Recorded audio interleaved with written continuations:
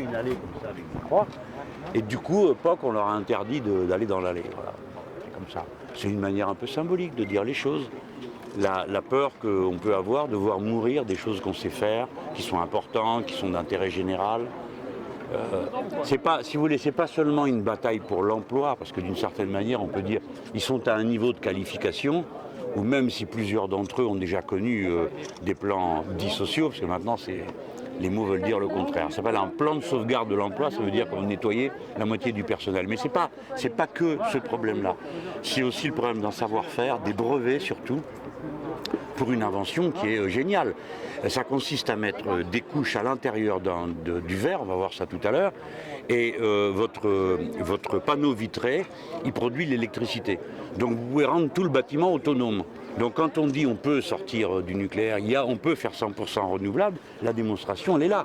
Ça ne serait pas sérieux si on lançait des slogans qui n'ont aucune possibilité technique de réalisation. Mais ce qu'on voit là, c'est formidable, réfléchissez-y. On m'a expliqué ça tout à l'heure.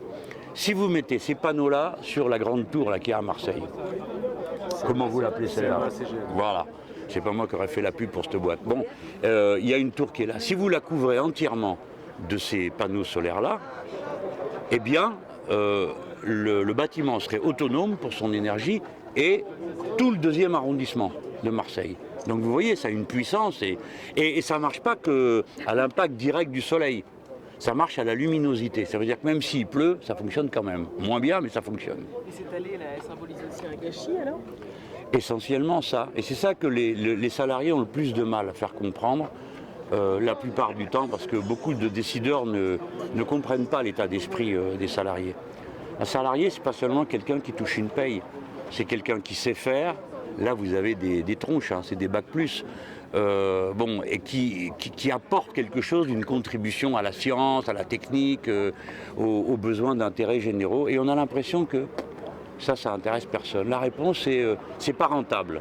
Mais ça n'a pas de sens de dire c'est pas rentable. Bien sûr qu'au début, certaines techniques révolutionnaires ne sont pas immédiatement rentables. Mais sur 4, 5, 6 ans, ça change complètement. Ça le devient. Et je pourrais donner d'innombrables exemples, mais là on veut centrer l'attention sur justement le cas de Nexis. Et en plus, les brevets de cette entreprise sont détenus en partie par EDF. EDF, c'est encore public. Qu'est-ce que c'est que ce gâchis? Je ne comprends pas. 25 millions d'euros, c'est ce que demandent c'est rien, les salariés. Voilà, c'est rien du tout. 25 millions d'euros, ça ne fera même pas un plan social ici ou là. C'est rien, 25 millions. Évidemment, pour vous ou moi, c'est beaucoup. Hein, mais dans l'industrie, vous imaginez? Moi, si je gouvernais ce pays, c'est ça que je ferais. Je ferais comme mes prédécesseurs avant, quand ils ont décidé de faire les fusées. On l'a fait. Allez, on le fait. Moi, on m'a demandé de l'aide pour ça. Hein. Je sais bien qu'on n'a pas besoin de moi autrement. Je le fais parce que ça permet de... vous voyez, on est bien entouré, il y a du monde que ça intéresse, ça donne un peu de piquant à l'affaire. Et moi, ça m'apprend quelque chose. Parce que je pense que... vous savez, jamais de la vie on va s'asseoir derrière un bureau et dire tiens, je vais lire une note sur comment se produit l'électricité voltaïque. Il ne faut pas raconter d'histoire, c'est pas vrai. Donc là, on rentre dans un dossier concret, on s'intéresse, on voit des gens, on voit des techniques, on les comprend. Et après, moi, je vais ressortir d'ici meilleur que je suis entré. Et eux, peut-être un peu aider, je ne sais pas. Avec une technologie unique au monde qu'on est prêt à sacrifier manifestement aujourd'hui?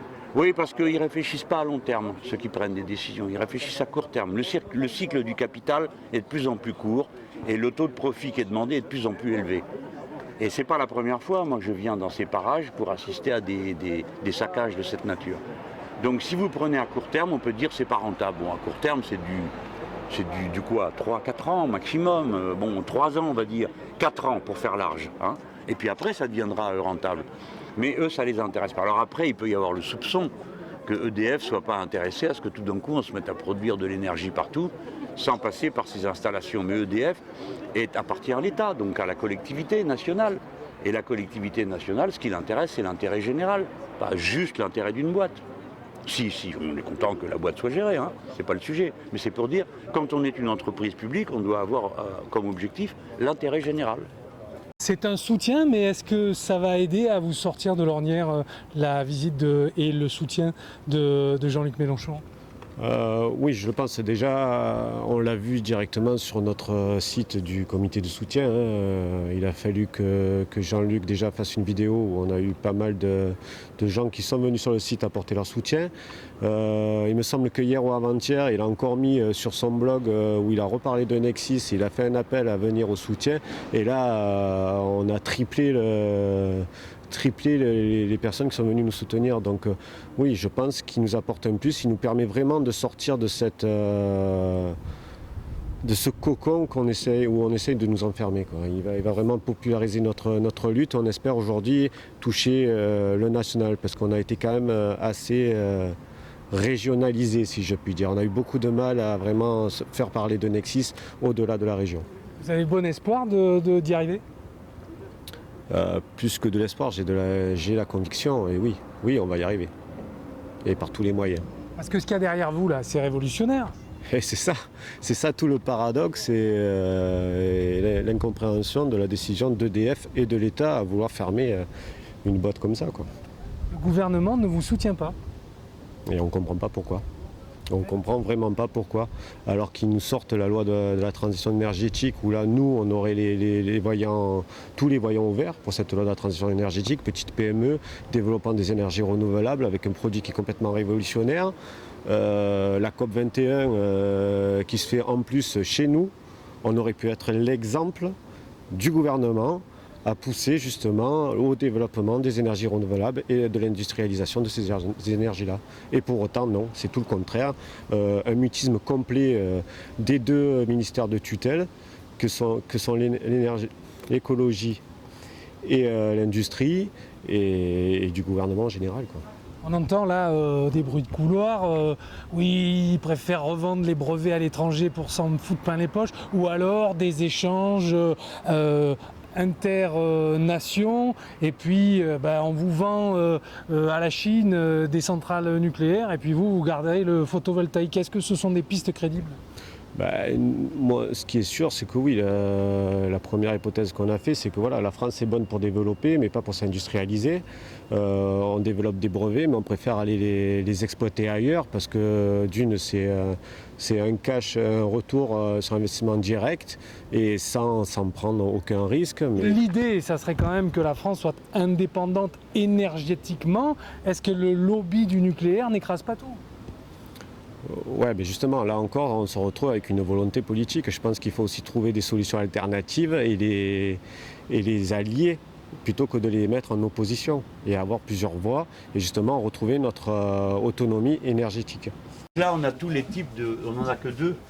Dans le couloir là-haut, il y a exposé tous les panneaux. Ça, c'est la taille du panneau qu'ils fabriquent actuellement. C'est déjà bien, vous voyez, ça fait une taille d'un bâtiment.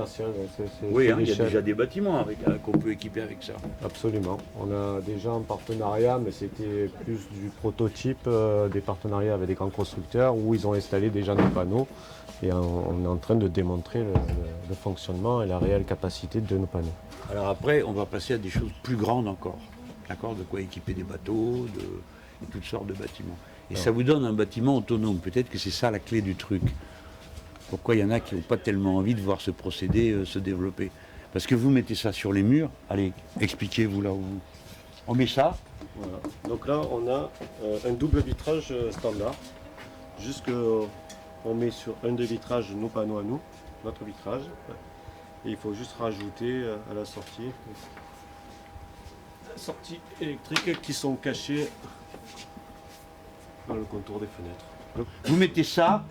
La grande tour, je vous l'ai dit tout à l'heure, à Marseille, de haut en bas, non seulement elle devient autonome, mais tout le quartier le devient. Vous mettez ça à la tour Montparnasse, je ne vais pas vous dire combien ça économise, parce qu'après EDF va penser qu'on est en train de lui enlever le pain de la bouche. Hein. Mais c'est ça qu'il faut qu'on fasse, nous les Français. En tête, on pointe toujours les meilleurs. Et ça, on sait le faire. Pourquoi il faut qu'on fasse ça, à votre avis? Qu'est-ce qu'on Parce perd que si on ne peut pas faire des phrases sur la transition écologique et blablabla, et des grandes conférences et tout, puis rien faire à côté. Si les nations qui ont un haut niveau technique comme la nôtre, un haut niveau scientifique, où vous avez des gens comme ça, là, qui on peut demander n'importe quoi, ils savent le faire, hein, si nous on marche pas devant, qui va le faire?